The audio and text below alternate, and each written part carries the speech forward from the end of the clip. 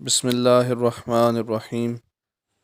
حضرت ابن عباس رضی اللہ تعالیٰ عنہ سے روایت ہے کہ رسول کریم صلی اللہ علیہ وآلہ وسلم نے فرمایا، میں نے جنت میں جھانکا تو وہاں کے عام باشندے فقیر لوگ دیکھے، اور میں نے دوزخ میں جھانکا تو وہاں اکثر باشندے عورتیں تھیں۔ اللہم صلی علی محمد وعلی آل محمد کما صلیت علی ابراہیم وعلی آل ابراہیم انک حمید مجید۔